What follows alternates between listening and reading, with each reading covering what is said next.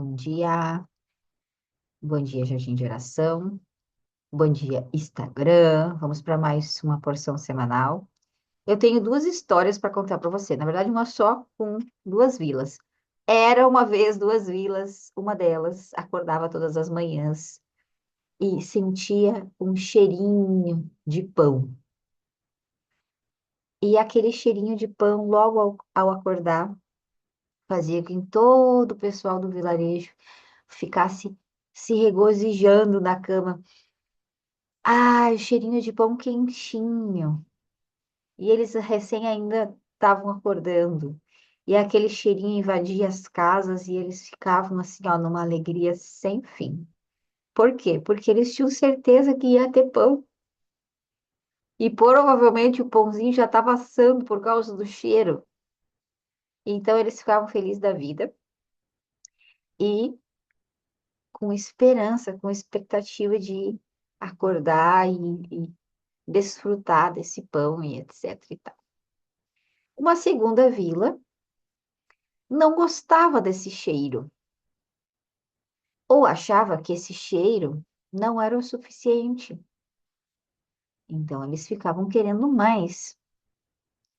E aí, eles começaram a reclamar do cheiro e resolveram fazer algo mais extravagante do que apenas se alimentar de um cheiro e uma esperança. Eles resolveram construir algo na qual eles pudessem ver, para que então eles pudessem sentir prazer pelo seu próprio esforço, sentir essa conexão pelo próprio esforço. Uma conexão de alegria que vinha através do cheiro antes e que naquele momento estava sendo através de uma outra coisa. Que história é essa? A história do povo que iremos contar hoje. A paraxá da semana chama-se Kitzá, que traduzido é ordene. Ordene que faça um censo do povo. É lá em Êxodo que se inicia, 30, Êxodo 30, do 11 em diante. Lá no grupo eu coloquei errado, inclusive. Bom dia a todas. E ele inicia fazendo uma contagem, um censo, e inicia trazendo a explicação de que para que houvesse esse censo, o Moisés deveria contar o povo através das moedas, não exatamente contar as pessoas. Então ele inicia, Deus falou a Moisés dizendo: quando você levantar a soma dos filhos de Israel para determinar seu número, conte-os, deixando cada homem dar a Deus uma expiação por sua alma. Eles não serão atingidos pela praga quando forem contados. Isso aqui é uma curiosidade, não é o tema da nossa live, tá? Mas aí eu pensei, depois ele fala que esse recurso ele é igual para todos, é um valor específico para todos. Nem o rico não aumentará e o pobre não diminuirá de meio século para dar a oferta a Deus para expiação das suas almas. Aí, no Midrash, eu achei algo bem interessante. O Midrash do Davi, que é um livrinho para crianças, para explicar para Paraxá.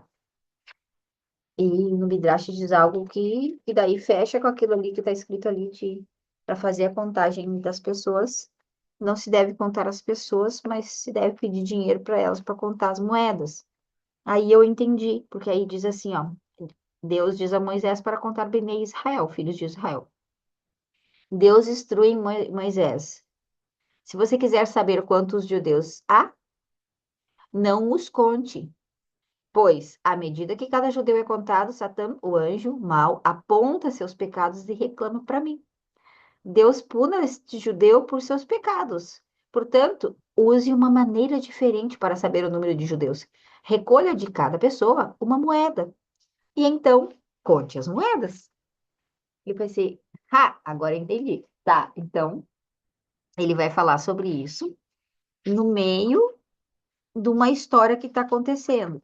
Estão fazendo a construção dos utensílios do tabernáculo. A porção da semana passada terminou justamente na construção do altar do incenso. Então, ele termina a construção do altar do incenso e depois ele vai construir a pia, o lavatório. E aí, no meio disso, ele faz esse pedido: faça a contagem desse povo. Então, beleza. Há aqui algo para nós refletirmos que não ficou bem claro. O porquê que no meio da construção dos utensílios ele conta o povo. Mas, enfim. Depois que ele conta o povo, começa a estrutura daquilo que eu quero conversar com vocês. Ele faz a contagem do povo, e aí ele faz um lavatório, faz o lavatório. Deus falou a Moisés, dizendo, Êxodo 30:17: faça um lavatório de cobre sua base de copa a lavar. Coloque-o entre o altar e a tenda da reunião, e encha-o com água. Arão e seus filhos devem lavar suas mãos e pés quando entrarem na tenda da reunião. Eles devem lavar-se com água, caso contrário, morrerão. Ou, ao se aproximarem do altar para realizar o serviço, apresentarão uma oferenda de fogo a Deus. Eles devem lavar suas mãos e seus pés. Então, faça o lavatório para se purificar, para entregar um serviço a Deus. Eles devem lavar suas mãos e pés para não morrerem. Isso será para eles uma lei para sempre, a ele e seus descendentes, para todas as gerações. Deus falou a Moisés dizendo: você deve pegar para si especiarias, e aqui entra a nossa conversa de hoje. Você deve pegar para si especiarias. 500 de mirra pura, canela aromática, metade dessa porção, 250 cana aromática, 250, 500 de acácia, de acordo com o shekel santificado, e o de óleo de oliveira. Passa num óleo de unção sagrado, uma mistura profissional feita por um mestre perfumista. Ele será o óleo de unção sagrado. Use-o para ungir a tenda da reunião e a arca do testemunho, a mesa e todos os seus utensílios, a menorá e os utensílios do altar e, e o altar do incenso, o altar de oferenda queimada e todos os seus utensílios e lavatórios sua base. Você os consagrará, fazendo santidade da santidade. Qualquer coisa que os tocar se tornará santificado. Você deve ungir a Harom e seus filhos, consagrando-os para servirem como sacerdotes para mim. Para os filhos de Israel, diga-lhes: esse será o óleo de unção sagrado para mim por todas as gerações. Não derramem sobre a pele humana e não usem a mesma fórmula para fazer como ele. Ele é sagrado e deve permanecer sagrado para vocês. Alguém que misturar uma fórmula similar ou o colocar sobre uma pessoa não autorizada, ela será extirpada do seu povo. Deus disse a Moisés: pegue para você especiarias. Aí ele vai aqui também falar sobre as especiarias do incenso. Pegue para você especiaria bálsamo, onirra, gábano, olíbano puro e especiarias, todas do mesmo peso. Faça delas incenso, uma mistura profissional por meio de um perfumista, bem misturada, pura e santa. Moa bem fino e coloque diante do testemunho da tenda da reunião, onde eu me encontrarei contigo lá. Onde eu me encontrarei contigo lá. Ele será santidade e santidade para vocês. O incenso que você fizer, não faça a mesma fórmula para uso pessoal. Ele deve ser sagrado para Deus. Se alguém fizer algo como ele para cheirá-lo, será extirpado do seu povo. Deus falou a Moisés dizendo: veja, eu chamei pelo nome. Ah, daí ele vai consagrar Betsalel aqui, para fazer enfim. A ideia aqui é a gente concentrar no incenso. Por quê? Porque o Senhor falou comigo através dessa parte. Semana passada, por isso que eu contei, quem não estava aqui antes e entrou depois, eu falei da história de duas vilas. Uma das vilas acordava pela manhã sentindo o cheiro de pão delicioso, maravilhoso, pão quentinho, assado no forno. Logo que acordava, já sentia o cheirinho. E aquilo alimentava eles, aquilo nutria eles de esperança. Tinha pão quentinho e aquilo era o suficiente, etc. e tal. Uma segunda vila não se alimentava disso, porque queria mais, queria uma experiência mais forte, mais extravagante. Vai lá no meio da vila e constrói um altar, ou constrói algo que possa ser visível, que possa ser brilhoso, para que eles possam, então, ter fé, ter confiança, ter controle, ou algo semelhante a isso. essa historinha que eu contei ali no início, que vocês, algumas aqui do Zoom não estavam, é exatamente sobre essa porção. Esse cheirinho do pão, da metáfora da vila, é esse cheirinho de incenso aqui. E depois disso aqui começa o processo de construção, que vai culminar na construção do bezerro de ouro. Então, quando eu li sobre incenso, eu fiquei, uau, tem coisa aqui. Uma porque eu, a vida inteira, sempre fui a louca dos incensos. Depois que eu me converti, não mais. Mas, antigamente, sim. Não que seja proibido agora, porque não tenho mais o costume. Não me toca mais. Eu gosto mais de sentir o aroma através dos óleos essenciais. Hoje eu uso muito óleo essencial e não uso mais incenso, mas já usei muito. Então, quando ele tocou no assunto de não faça para si, oi, comecei a perguntar para o texto, perguntar para Deus. Como assim não se pode fazer incenso para nós, não se pode fazer óleo para nós, etc, etc, etc. Fui conversando com Deus a respeito disso. Um paralelo aqui, semana passada eu ouvi uma live sobre um rabino que tentou fazer o apressamento da vinda do Messias. E, para fazer esse tal empreendimento, ele teria que fazer a captura do acusador e levá-lo para o julgamento. Isso tudo nos mundos espirituais. Então, ele começou a se consagrar, ele começou a fazer jejum e procedimentos magísticos da Kabbalah. Então, ele conseguiu acessar lugares espirituais muito elevados, muito, muito, muito, muito, muito, muito, muito elevados. Muita meditação, muito jejum, muita consagração. E eu fiquei muito impactada com aquela live, por quê? Porque em um dos pontos de sua própria elevação e sua sutileza, ele passou a se alimentar da planta, porque o anjo que estava guiando ele na sua rota disse para ele: Olha, a partir daqui é muito tempo de jejum. Então, a partir daqui, você não vai conseguir permanecer vivo e lúcido diante desse do mundo espiritual. Você não dá conta, porque você vai descolar do corpo. Então, o que que você faz? Você pega as ervas, o bensamim, pega as ervas e cheira.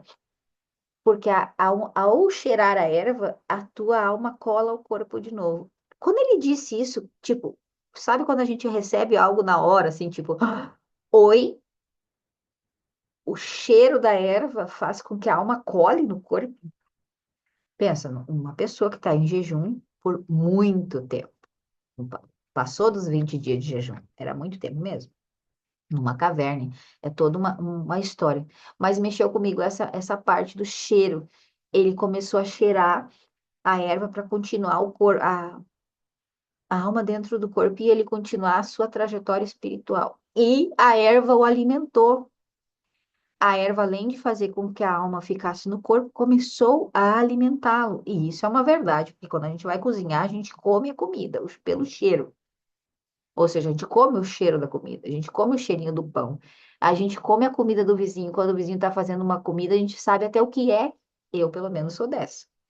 O Jardel fica olhando para mim, porque eu digo, isso aqui é carne de panela, só que a gordura dela não tá muito boa, não. Ela tá com aquela gordura, tá com óleo de soja, tá? E ela podia ter botado um óleo de coco. Eu sinto o cheiro, exatamente. Ah, esse aqui é feijão, mas esse aqui é feijão, tem esse negócio dentro. Eu sinto o cheiro e sei o que que tem. É muito bom o meu nariz para comida. Sinto cheirinhos, aromas e aquilo me alimenta. Eu não sei como é que é vocês, mas para mim isso funciona muito. Me alimento dos cheiros. Me nutro muito dos cheiros que eu falei para vocês dos óleos essenciais. Eu uso muito óleo essencial, eu cheiro o óleo essencial. Faço chazinho e cheiro o chá, ao invés de só tomar um chá, eu cheiro o chá. Então, quando o moço falou na história desse rabino que foi aí muito alto nos lugares espirituais, primeiro que eu lembrei de Cristo o tempo inteiro, e segundo, o impacto desse aroma. Aí, quando eu li aqui na porção, falando sobre incenso, eu disse, cara, não é coincidência que eu vi essa live que me impactou tanto esse negócio do cheiro. Inclusive, na própria live, ele cai, ele se perde, ele perde seu próprio interesse na redenção, na vinda do Messias, ele se perde da sua santidade, da sua busca por santidade, ele cai na perversidade, inclusive, também pelo cheiro. Então, ele entrega o cheiro para o acusador, quando ele consegue acessar esse lugar espiritual bem alto e elevado, e ele cai justamente pelo próprio cheiro que estava alimentando ele. Então, cara, isso aqui é muito sensacional, porque nessa porção está dizendo exatamente coisas semelhantes. Deus está dizendo para o povo, ó, vocês vão fazer um óleo e vão fazer um incenso, e esse incenso será as ofertas para mim. Ele vai fazer uma oferta de aroma agradável ao Senhor, um incenso. Ele vai subir, esse cheiro é muito bom, vai expandir para todas as tendas, todo o pessoal que estava ali no deserto vai sentir esse cheiro, que está lá dentro do tabernáculo, para que haja conexão com Deus, que esse cheiro seja um aroma para Deus. Então a gente pode tirar vários ensinamentos. O cheiro é algo sutil, o incenso é algo sutil, não é algo extravagante. Para que a gente possa acessar essa nutrição que eu falei através do cheiro, nós temos que estar sutis, porque se o nosso corpo está muito carregado, nosso corpo tá muito mal, cheio de alumínio dentro, cheio de coisas que precisam ser feito detox, parasitas e etc. Nós não conseguimos nem absorver os nutrientes. Nosso corpo está muito mal. Então, o que que a gente faz quando vai fazer um tratamento? Primeiro desparasita, faz uma limpeza, faz um detox, limpa o corpo, purifica o corpo. Quando vai fazer um ritual, uma consagração, limpa o corpo, fica de jejum, se abstém de carne, faz um monte de processos e protocolos de limpeza para que a gente possa se sutilizar e acessar uma vibração mais elevada. Essas vibrações mais elevadas fazem com que a gente tenha uma consciência mais elevada. Uma consciência mais elevada faz com que a gente perceba coisas que com o turbilhão não aconteça. A gente pode falar de barulho e de silêncio da mesma forma. Se eu estou no meio do barulhão, eu não consigo ouvir ou prestar atenção em algo sutil. Se eu me recolho e vou para o silêncio, até mesmo os barulhinhos mais pequenos eu presto atenção. Eu ouço um barulhinho de pássaro, se vocês prestar atenção, para além dos barulhos que eu estou falando, barulho de carro passando, tem passarinho aqui em casa. Lá no fundinho tem um barulhinho de um passarinho. Se a gente se sutiliza e presta atenção, medita no assunto, ouve atentamente o que está sendo dito, vai ouvir mais coisas. Fala-se sobre sutilezas. Então, o incenso é algo que fala sobre sutileza, sobre essa purificação, essa elevação. O povo não conseguiu viver somente nisso, porque depois começa a história e que vai culminar no bezerro de ouro. Moisés sobe para pegar as tábuas da lei e o povo não dá conta de esperar. O povo não aguenta esperar. Passou a hora que Moisés deveria ter vindo, eles estavam contando os dias e não rolou, Moisés não desceu. Então, eles ficaram bem loucão, querendo fazer um novo guia. Eles não quiseram fazer uma idolatria consciente. Vamos fazer uma idolatria e um bezerro de ouro. Eles quiseram fazer um guia, um oráculo, porque eles entendiam que Moisés era essa ponte que conseguia fazer essa conexão sutil com Deus. Eles não conseguiam porque a gente já viu sobre isso, eles não conseguiam ouvir diretamente a voz de Deus, que eles morriam, eles colapsavam totalmente. Então, Moisés era essa ponte. Não tendo Moisés, eles ficaram loucões, não queriam esperar e construíram esse bezerro de ouro, construíram esse algo de metal que daria esse senso de controle. E aí eles começaram a fazer festa em volta do negócio, começaram a dançar, entregar sacrifício.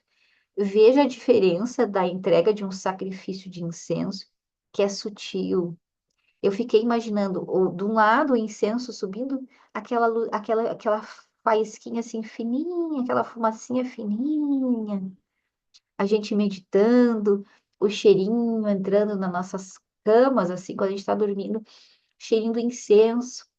Um cheirinho gostoso, como eu disse, o pão. Cheirinho de pão, que delícia. Um cheirinho de menta, um cheirinho de, sei lá, o cheiro que você gosta de cheirar. Um cheirinho gostoso que você gosta de cheirar.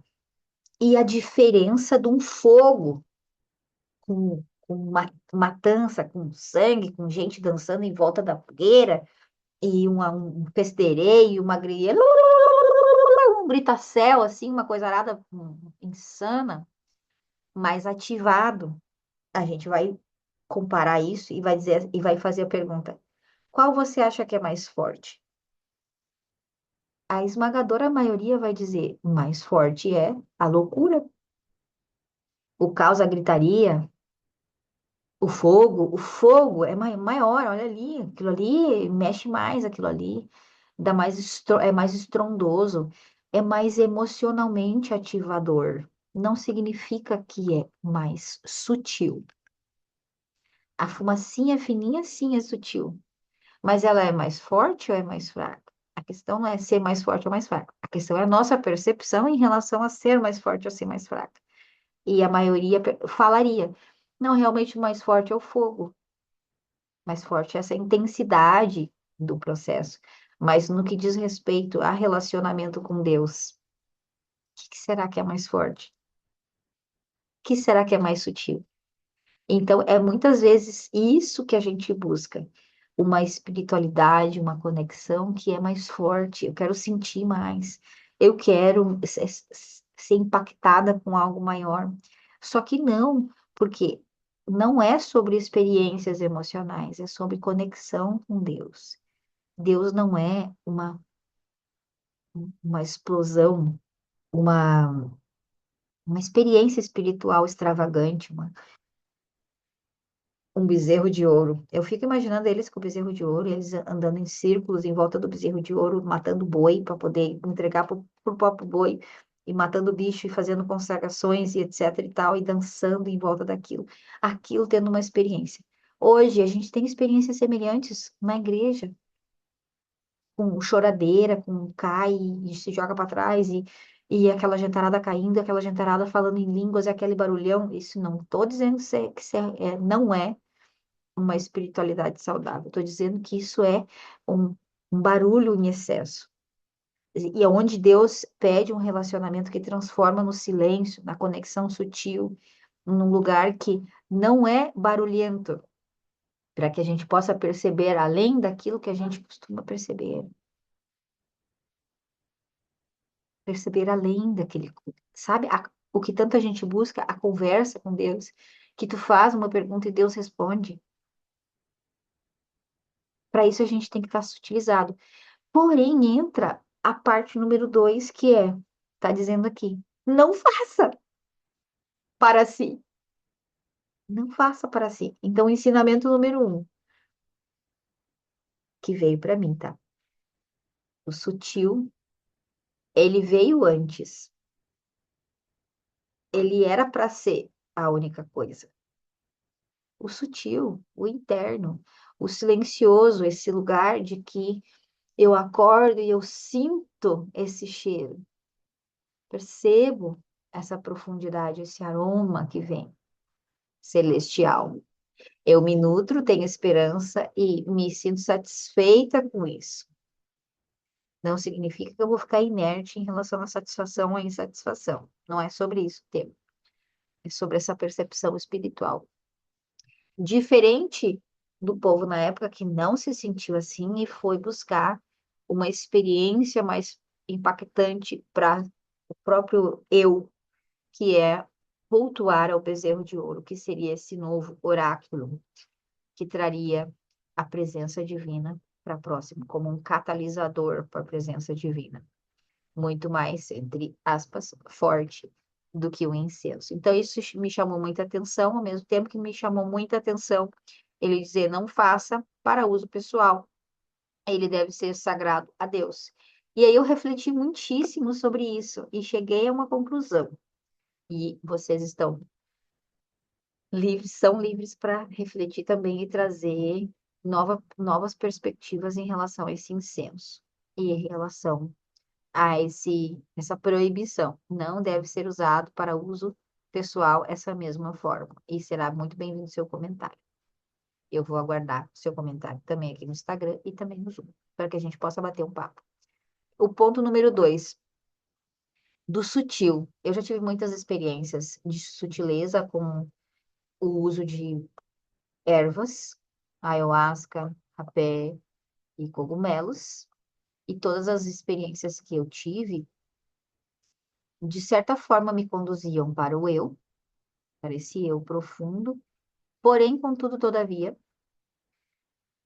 sempre não era solitário. Sempre era um conjunto de algo. Então, quando a gente vai falar de esse incenso, essa sutileza, quando eu começo a me desdobrar, me elevar espiritualmente, seja através da meditação, seja através da oração, seja através do que for que você use para se conectar, uma ferramenta de bioenergética, uma meditação ativa, o que seja. Você chega no sutil e você sai desse eu. E você começa a entrar no nós. O que isso gera em nós como uma, uma análise para a gente levar para a nossa vida? Quanto mais sutil a gente tá, mais a gente está no nós e não no eu, ou isso deveria ser assim. Porque é inevitável você chegar numa sutileza e você não acessar o coletivo. É inevitável. Não tem como você fazer 1 hora de oração contínua sem parar.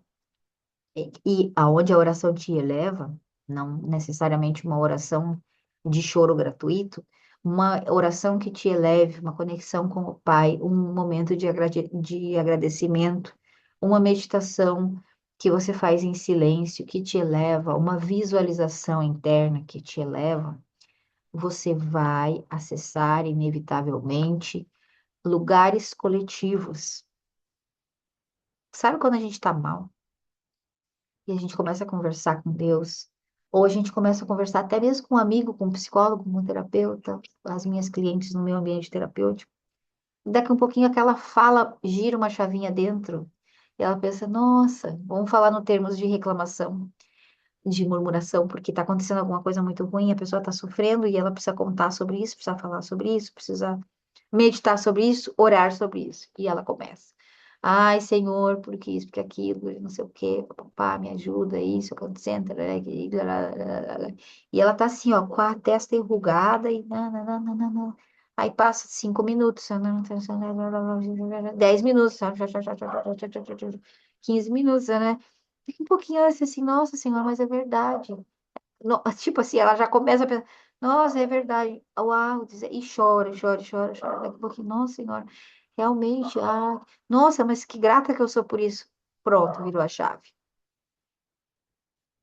Entrou num lugar coletivo de gratidão, um lugar coletivo em que o outro também existe, que não é só eu e o meu querer, é o outro e todas as coisas que inclui esse outro.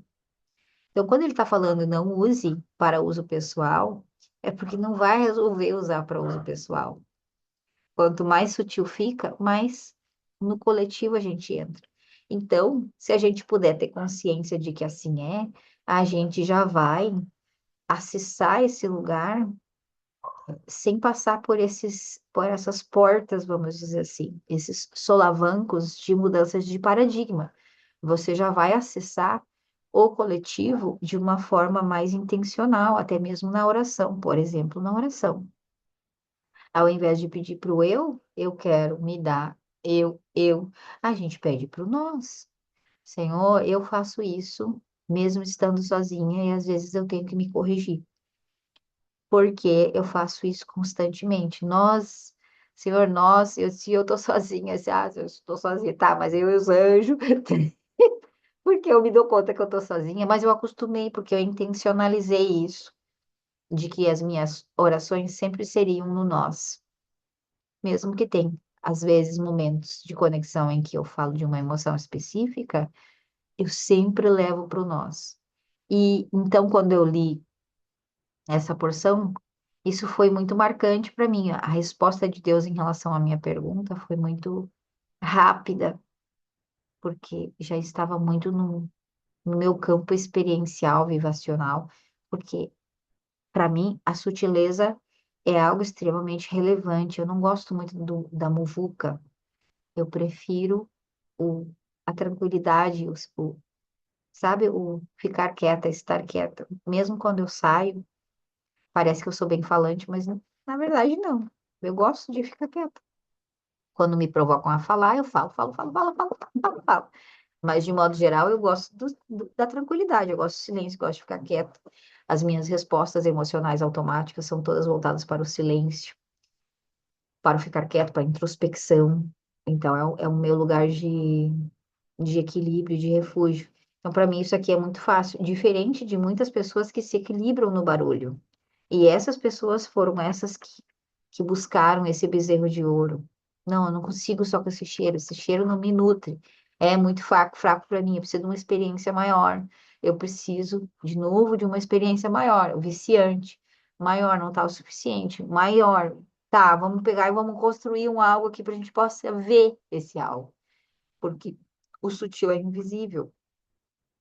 Então, que a gente possa através dessa semana, ainda mais porque essa semana espiritualmente estão acontecendo festas, festas, a festa da alegria, a festa do Puri, que começa amanhã, hoje de noite, já se inicia no pôr do sol, e essa festa fala sobre reviravoltas espirituais, fala sobre o livro de Esther e tudo que aconteceu no livro de Esther. Então, se comemora essa festa essa semana também. Então, tu imagina, as duas coisas têm que estar conectadas na nossa cabeça. Para vocês que estão aqui no Instagram e não conhecem nada da palavra, é importante que vocês estudem, se vocês quiserem também ter mais experiências, como eu falei, mais experiências intencionais, para que você possa também até entender essas nomenclaturas. Se você conhece, ok.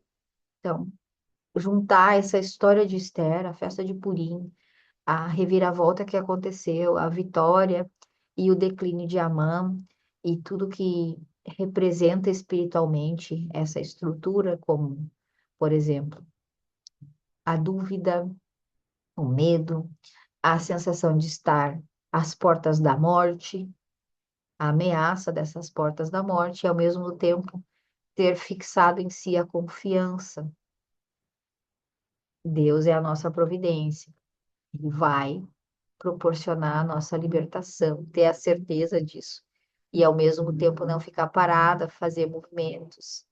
Esther foi, fez movimentos, foi até o rei, jejuou, buscou, ofereceu banquetes, mesmo enfraquecida, etc. E tal. Uma história muito legal que dá para a gente estudar e ler e reler. Amanhã à noite o Jardel vai fazer a leitura da Megilá, da história de Esther, no grupo de estudo dele. Se vocês quiserem participar, depois da nossa mentoria Sedentas, vai ter essa leitura que o Jardel vai com certeza compartilhar algo conosco também a respeito disso, vai ser muito bacana. E junta essa história com a porção da semana. Então, sempre a gente tem que pensar isso. A porção da semana, a festa que está acontecendo, ou que irá acontecer logo na sequência, como por exemplo, Páscoa vai acontecer logo na sequência aí. Que isso tem de influência no nosso tempo presente e como a gente pode lidar com isso. Como a gente pode lidar, em primeiríssimo lugar, estando consciente. Não tem como você lidar com uma coisa que você não consegue perceber, né? Nem enxergar. Não tem como lidar com uma coisa que você não consegue ver. A gente não consegue ver emoções, mas eu sempre ensino, você tem que ver a emoção acontecendo. Porque se você estiver só experimentando a emoção e não vendo ela, você está reagindo. Ou você está sofrendo, ou você está eufórica, ou você está reagindo com raiva a alguma coisa. Você não viu a emoção, você caiu dentro dela e está dormindo diante da emoção. Então, ver a emoção é ver esse sutil acontecendo, é sentir esse cheiro desse incenso e perceber que isso é o suficiente para você tomar decisões, para você saber que está acontecendo coisas, para você saber que vai ter pão, para você saber que vai ter nutrição, que aquilo ali é o suficiente para a gente confiar, para a gente ter esperança. E não que a gente precise ter uma coisa mais concreta. Nessa ideia da emoção que eu disse, ver a emoção, uma ideia mais concreta é ter uma resposta do outro. Porque muitas vezes a gente fala sobre emoções e a gente culpa o outro. O culpado da emoção que eu estou vivenciando é o fulano. Logo, para que eu possa experimentar uma outra emoção mais estável, me tranquilizar, o outro, o fulano que causou a emoção A, tem que causar a emoção B que vai me estabilizar. E eu preciso ver que ele está fazendo tal coisa, tal movimento. Isso aqui é construir um bezerro de ouro. Eu preciso ver o outro que me causou a emoção da raiva, faça com que me cause a emoção da alegria. Novamente, eu preciso ver. Não, é sutil, eu preciso enxergar os pormenores que existem entre a ação e a sensação. Existe um mundo entre uma coisa e outra. E se eu silencio e aproveito esse momento de introspecção, eu consigo ter uma percepção mais elevada. Eu consigo entrar nesse lugar de somente a oferta, o aroma, o incenso para Deus, e isso é o suficiente. E aí eu tenho uma transformação real de um relacionamento sutil com Deus, de um relacionamento que fala sobre coletivo, que não fala exclusivamente sobre o nosso eu e os nossos quereres, que fala sobre o coletivo, por isso que não se pode ser usado para com, a fórmula para uso pessoal. É como se ele estivesse dizendo: não use isso aqui para falar sobre eu, é meu, eu quero. Utilize isso aqui para falar sobre nós, nossa comunidade, nosso mundo, nosso sistema Brasil, sistema mundial, nós como humanidade. Então, essa é a minha contribuição para hoje.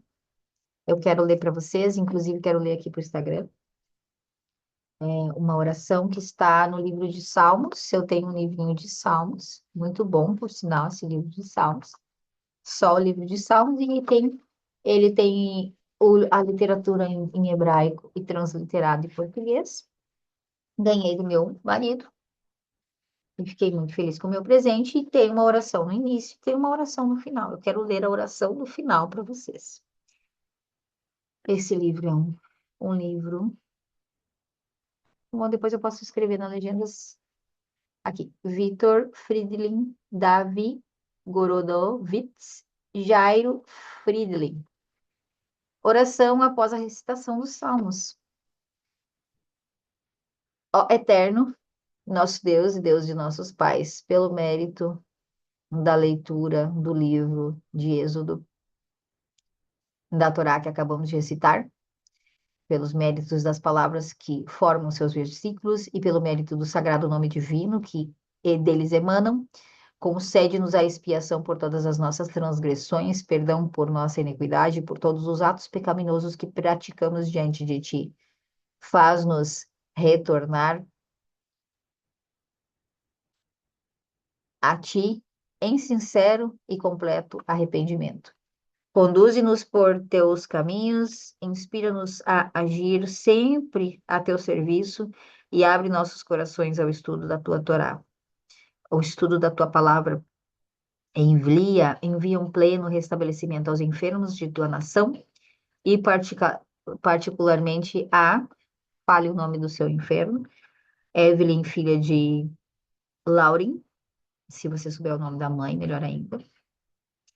Proclame liberdade para os cativos e que sejam libertados todos os prisioneiros, quanto aos peregrinos do teu povo, viajantes por terra, mares ou rios. Protege-os, livra-os de ferimentos e dores e conduze-os em paz em seus destinos. Recorda-te dos que ainda não conseguiram ter filhos, para que venham a tê-los e para que te sirvam eternamente. Protege as grávidas de tua nação, para que não ocorram abortos, e livra de todo o mal as que já estão na sala de parto. Faze com que não falte leite ao seio das mães que amamentam. Que doenças, aflições e ocorrências más não acometam a nenhuma criança. Conduze ao estudo da tua palavra com dedicação e amor. Protege-os da inclinação para o mal, da pestilência, das pragas, dos olhos que lhes desejam o mal e do acusador. Anula os decretos malévolos que ameaçam prejudicar aos membros do teu povo, onde quer que eles estejam. conhecedores de ti ou não, que um espírito de bondade paire sobre os corações dos governantes em relação a nós, para que decretem leis favoráveis e benignas. Envia bênçãos e êxito para todas as nossas obras, que nosso sustento venha de tua mão, aberta e generosa, e que o teu povo não seja forçado a depender de ajuda de outras pessoas ou outras nações. Concede amplo sustento a cada um de nós e permite-nos conseguir o que porventura nos falte, e que logo nos redimas e construas nosso templo sagrado com todo o seu esplendor e santidade. Pelo mérito dos 13 atributos de misericórdia registrados em tua Torá, como está escrito nessa porção, por isso que eu resolvi ler esse salmo, essa oração final. Nessa porção também vai falar sobre os 13 atributos de misericórdia que Deus ensinou a Moisés quando Moisés subiu no monte para que pudesse pedir perdão aos pecados de idolatria e bezerro de ouro, etc e tal, e pedir misericórdia de Deus para que ele pudesse fazer a segunda tábua da lei. E aí Deus não aceitou, mas ensinou, olha, para que eu possa reverter um decreto, você precisa recitar esses 13 atributos. É como se fossem códigos espirituais. Eu vou recitar eles em hebraico para vocês. Então, de novo. Pelo mérito dos 13 atributos de misericórdia registrados em Torá, como está escrito: Adonai, Adonai, El Rahum, Hanum, Mere, Rapaim, Brabo, Hesed, Bemet, Notzer, Heselá, Lafim, Noseavum, Vafechá, Verratá, Venaque.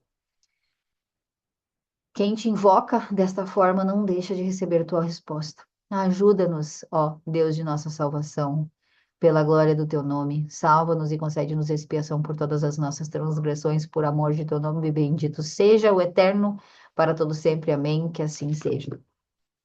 E aí, na nossa porção também tem o Novo Testamento, que está lá em 1 Coríntios, e eu quero complementar isso aqui no grupo. Aqui no Instagram, me despeço. Seguimos aqui no grupo com esse comentário a respeito da nova aliança, do Novo Testamento, 1 Coríntios 10, se eu não me engano, 1 ao 10. O povo aqui do Instagram que quiser participar das nossas reuniões privadas no Zoom, acontecem todas as segundas e quintas, às 7 e às 8h30. 8h30 também a gente se conecta novamente para uma leitura, para leituras de livros, livros edificantes. Nós estamos lendo agora Portões do Agradecimento, do Rabino Shalom Arush, e está sendo simplesmente transformador, mudança de paradigma total, de uma mentalidade de ruminação, uma mentalidade de ingratidão para uma mentalidade de gratidão, de servir. Olha, simplesmente sensacional. Você pode entrar e acessar o link da minha biografia e vir participar. Sessões fechadas, tá bom? Um beijo para vocês e até quinta-feira. Eu encerrei aqui porque eu tô sem a Bíblia. E aí, em 1 Coríntios, vai dizer assim, ó, só para a gente encerrar.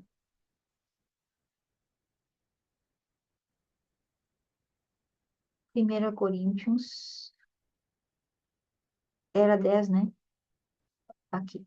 Lições da idolatria de Israel. Irmãos, não quero que vocês se esqueçam do que aconteceu há muito tempo atrás, o que eu acabei de falar. Quando nossos antepassados foram guiados por uma nuvem que ia diante deles e atravessaram o mar. Na nuvem e no mar, todos foram batizados como seguidores de Moisés. Todos comeram do mesmo alimento espiritual e todos beberam da mesma água espiritual, pois beberam da rocha espiritual que os acompanhava. Essa rocha era Cristo.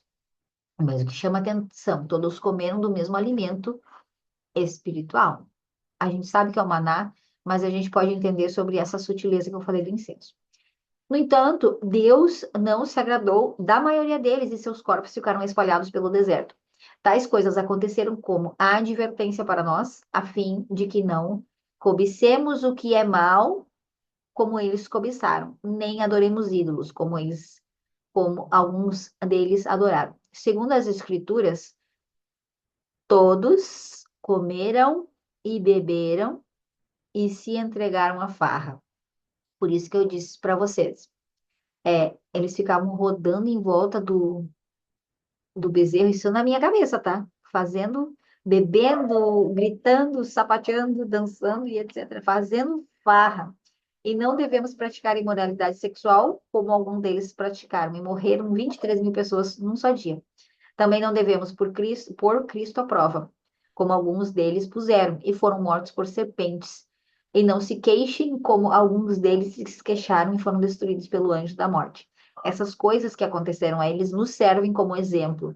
Foram escritas como advertências para nós que vivemos no fim dos tempos. Portanto, se vocês pensam que estão de pés, cuidado para que não caiam. As tentações em sua vida não são diferentes daquelas que os outros enfrentaram. O que ele está dizendo?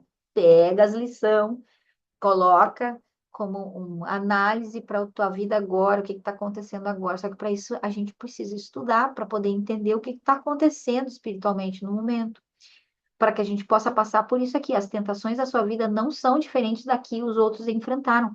Deus é fiel e ele não permitirá tentações maiores do que você pode suportar. Portanto, quando forem tentados, ele mostrará uma saída para que consigam resistir. Quando forem tentados, leia a porção da semana, leia o que está acontecendo na festa, leia, estude, e Deus vai falar através do estudo o que está rolando e como que você sai disso. Por quê? Porque ele já criou a tribulação e já criou a solução ao mesmo tempo. Ele criou a história de Purim e ela está acontecendo, a história de Esther está acontecendo. A gente sabe o que fazer: jejum, oração e servir banquetes. E é isso que a gente precisa fazer nesse tempo, servir banquetes. Portanto, meus amados, fujam do culto aos ídolos. Vocês são pessoas sensatas. Julguem por si mesmos se o que digo é verdade. Termino aqui com a mesma fala. Vocês são sensatas. Julguem por si mesmos se o que eu disse é verdade. Se o que eu disse é relevante, se o que eu disse faz sentido, porque para mim fez muito sentido, foi o que Deus conversou comigo. A capa do livro dos Salmos é essa aqui, ó.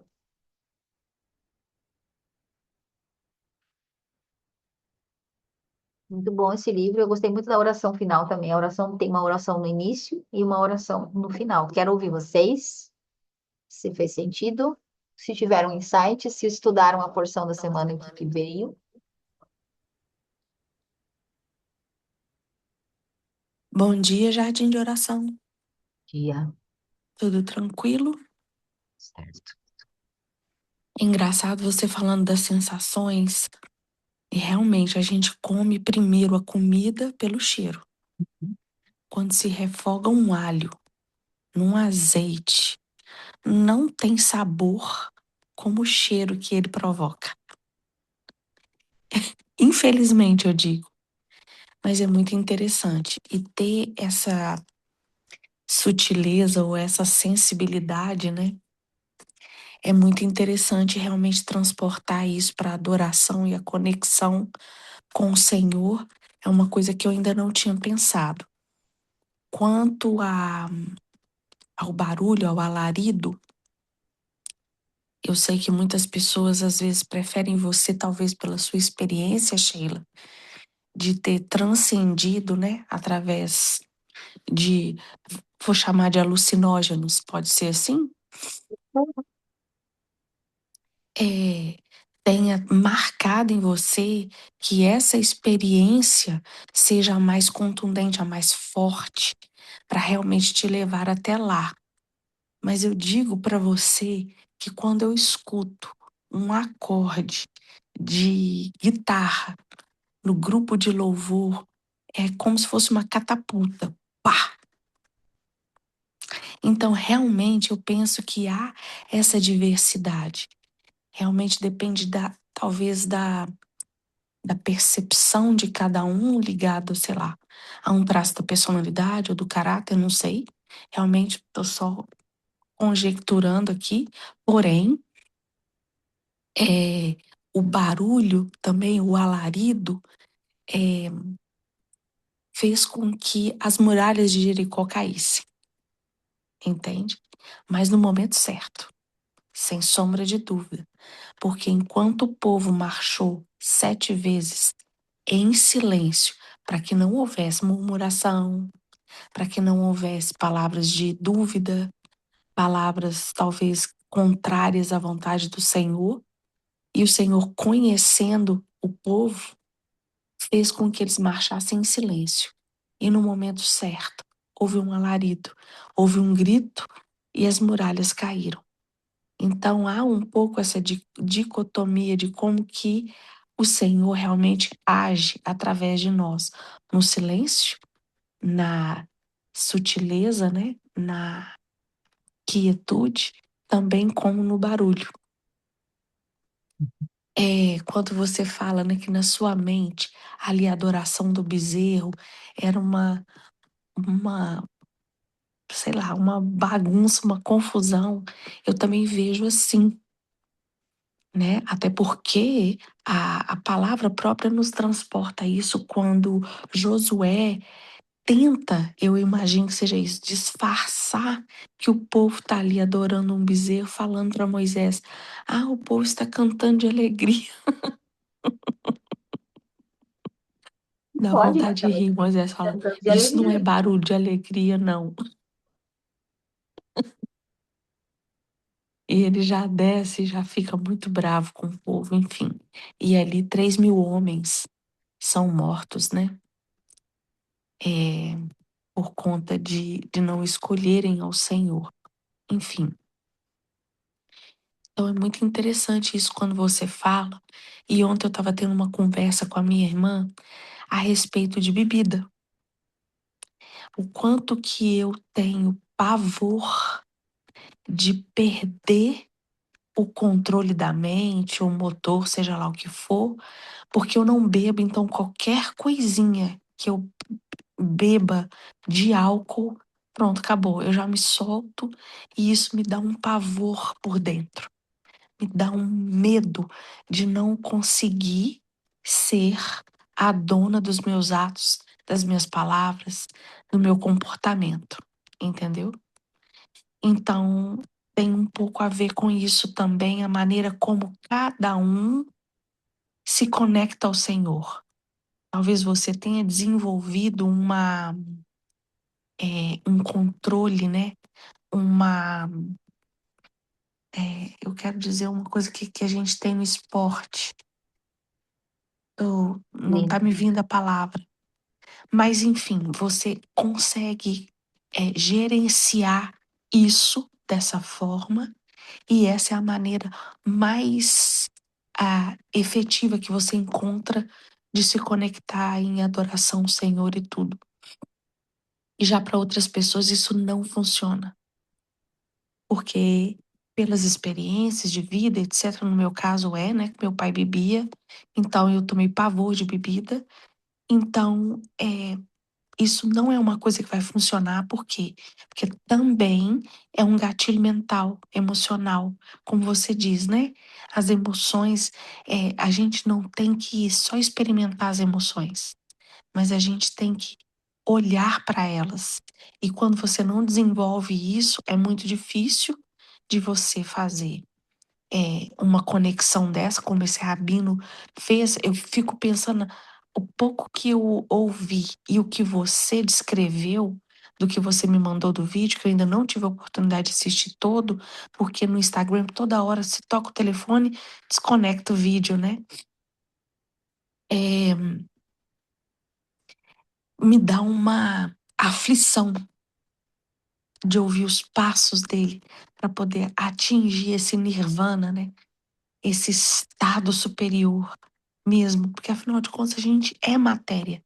Por mais que a gente limpe a matéria, e eu concordo com isso, tem que haver uma limpeza para que a gente tenha mais sensibilidade, que a superfície de sensibilidade se amplie no corpo, a gente ainda é matéria. Então não tem como. Ou você abre mão da matéria e o espírito se descola e vai embora para onde ele esteve um dia, ou então a coisa fica muito assim, pela metade. Uma experiência que não foi completada, que não foi, não chegou ao final dela. Enfim, Muito bom. é isso. O vídeo, para quem não conhece, eu mandei o vídeo para algumas pessoas numa história que eu contei na Sedenta semana passada. E aí trouxe um pouquinho dessa análise hoje. Mas trazendo a ideia do incenso. Olhar o vídeo e ver Cristo E a potência que ele vivenciou isso na carne foi muito sensacional para mim, fixei muito em Cristo. Agora, uma coisa interessante, o que você falou, Renata, muito bem pontuado, inclusive, e que serve para a gente reforçar a ideia que a gente já traz aqui constantemente, e que nos serve para reforçar mais uma vez. Nós temos, como humanidade, essa disfunção de enxergar isso ou aquilo. Ou eu me conecto através disso, ou eu me conecto através daquilo. Se eu me conectar através disso, eu não posso me conectar através daquilo, que foi o que a Renata lindamente falou. Não, eu posso me conectar através disso e também daquilo. Eu posso me conectar através do silêncio e do barulho. Eu posso fazer uma meditação ativa e uma meditação silenciosa. A questão é, nosso Deus é um Deus de ordem. E quando ele vai falar alguma coisa, ele fala nos mínimos detalhes, mesma coisa. O incenso, ele tem quantidade, o valor que ele pediu para a contagem das pessoas é uma medida certa, específica, nem mais nem menos. O incenso específico, tanto disso com tanto daquilo, é uma mistura, conforme o perfumista. Não dá para dizer não na mistura. Ai, Senhor, eu tenho alergia à canela, então eu vou botar menos canela. Não. Senhor, eu sofri com meu pai que bebia, então eu não vou fazer o kiddush de santificação por causa de uma coisa pessoal. Deus é um Deus de ordem. Ele diz: santifiquem com kiddush. Kiddush é com vinho, tá? Quanto é de vinho? É um tantinho que não faz nem cosca. É aonde? Na mesa, comendo pão, tomando vinho, comendo pão. É para beber vinho? Beber, beber, beber, beber até não perder o controle? As crianças tomam um golinho. Um golinho. Bendito é o Senhor que faz o vinho, o suco, a uva, a fruta da uva. Ai, a vida faz um brinde, separa um dia comum de um dia santo, santifica aquele momento e toma. E isso não modifica em nada a nossa estrutura interna de perda de controle, de perder as pernas e etc e tal. E aí, só que se a gente se leva em relação às dores, a gente não faz isso. Tipo, a Renata pode, se você tivesse me visitando, Renata, e sentar na minha mesa, eu vou servir para você um tantinho assim. Se você disser não, beleza, tudo bem, mas você vai ter a experiência de entender.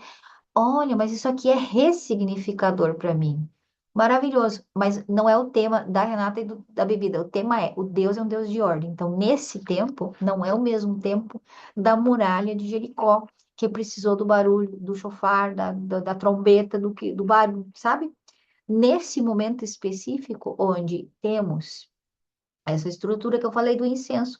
Mas a história de Esther, em que ela jejuou 3 dias e 3 noites, junto com suas servas e com a galera que ela pediu, fala sobre silêncio. Então, nesse momento, fala sobre silêncio, fala sobre sutileza, fala sobre esse acesso espiritual. Esther teve que acessar um lugar extremamente profundo, por isso, o jejum de 3 dias e 3 noites, sem água, sem comida. Ela não podia fazer barulho, de se distrair, ela precisava de uma conexão. Ela mesma precisava de uma conexão e de uma resposta interna que o jejum ia trazer.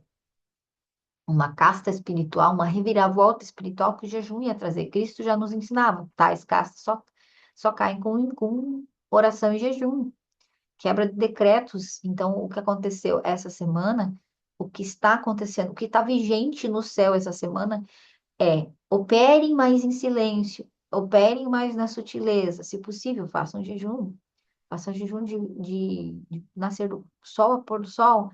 Busca uma conexão mais sutil, porque esse é o estímulo. Enquanto que muita gente fará bezerro de ouro essa semana, muita gente vai buscar esse brilho do bezerro, essa função de rodar em volta nas fogueiras de Betânia, como a Sheila falou. Escolha o cheiro essa semana. Eu não sei o que vai ser a semana que vem. Tem que estudar a porção da semana que vem. Tem que ler o que está acontecendo semana que vem, quais são as leituras que estão vigentes semana que vem. Por exemplo, já não vai ser mais Purim, já não vai mais ser Esther, já vai ser o início da preparação para a Páscoa, que é outra estrutura espiritual de aprisionamento, que vai falar sobre aperto, quando que agora está falando sobre dúvidas, não sei, com decreto de morte, não sei se vai, é, se eu vou morrer ou não. História de Esther. Eu não sei o que que eu faço, se eu entrar nos aposentos do rei, eu posso ser morta. Mas assim, eu vou jejuar, e se eu morri, morri, se eu pereci, pereci, eu vou precisar confiar. Enquanto um Mordecai, não, você foi justamente colocada aí nessa situação de sofrimento, esposa de alguém que você não quer, para esse exato momento. Então, nós estamos no pico do exato momento. Se concentra, não perde, não se distrai. Isso, o jejum, se concentra, olha para o sutil, lembra, não esquece, é esse motivo pelo qual você foi colocada aí, você está aí há anos, para esse exato momento. E é como se ela dissesse assim: ah, lembrei, ah, nossa, é verdade, nossa, isso aqui era um fragmento de uma coisa. Eu estava tão distraída com as funções que eram do palácio e etc e tal, que eu tinha me perdido até mesmo disso aí. Então, Mordecai teve que fazer o maior sinal de fumaça lá do lado de fora, porque ela tinha se perdido na história. Ai, o que que o Mordecai quer ali? Ele tá com uns panos de saco, vou dar umas roupas para ele. Se esqueceu. Então, essa semana, a ordem da semana é opte pelo silêncio, pela sutileza, pela percepção daquilo que antes é percebido como fraco. Nós também vamos encerrar, Sheila. Então, que nós possamos ter essa percepção, que nós possamos optar pelo silêncio, que nós possamos optar, Senhor, me mostra aquilo que eu não estou vendo. E ele vai dizer assim, então, cala a boca, escuta. Ah, tá. Só que isso dói, eu já tenho até testemunho desse lugar, assim, de experiência espiritual em relação a isso. Experiência espiritual. E em relação às minhas experiências espirituais, eu considero hoje a minha maior experiência espiritual, não os enteógenos que eu tomei, mas o ceder de Páscoa do ano passado. Foi a coisa mais impressionante. Um ceder de Páscoa, um jantar de Páscoa. Impressionante o que foi experienciado naquela noite. Então, se contra, muito mais elevado.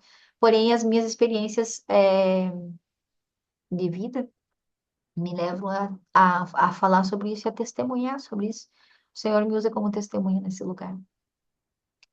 Alguém mais quer comentar? Tu quer falar mais, Renata, se abriu o microfone de novo? Não, eu creio que sim, que a sua experiência, o Senhor não desperdiça nada. É? E Ele permitiu que um tempo você tivesse ali para que você trouxesse essa experiência para uma clareza, não para aquele uso pessoal, aquela curiosidade, é, é, aquele impulso, talvez, né, que você teve da curiosidade, porque nós somos seres espirituais. Então, isso é muito natural que aconteça em determinados níveis. Para uns, nada, para outros, muito, talvez. Então, assim, Esther realmente ela andou em cima de uma linha muito tênue no sistema do mundo, né? E aquilo que o inimigo queria fazer com o povo de Deus. E ela precisou ser lembrada que ela ainda era povo de Deus. E ainda bem, né, que tinha Mordecai ali para poder resgatar ela desse devaneio que o sistema do mundo nos coloca muitas vezes. Então, assim, eu me sentarei com todo prazer à sua mesa e tomarei do que duche, porque isso é obediência. E a gente estava falando muito sobre isso também, sobre a obediência. Então, o Senhor é detalhista, sim, né? E é nos detalhes que a gente distingue quando é o Senhor dando uma ordem, quando é o Senhor direcionando. É nisso que a gente distingue quando é Deus de verdade. Então é isso. Vai ser maravilhoso. Ou você vem ou a gente vai, mas que a gente vai brincar. Pensa no tanto que a gente vai falar o dia inteiro sem parar, não vai? Meu Deus do céu, vai colar a língua no céu da boca. Gente, gratidão. Bom Vamos dia para encerrar todos. para poder eu vou tomar um café e já me volto, tá bom?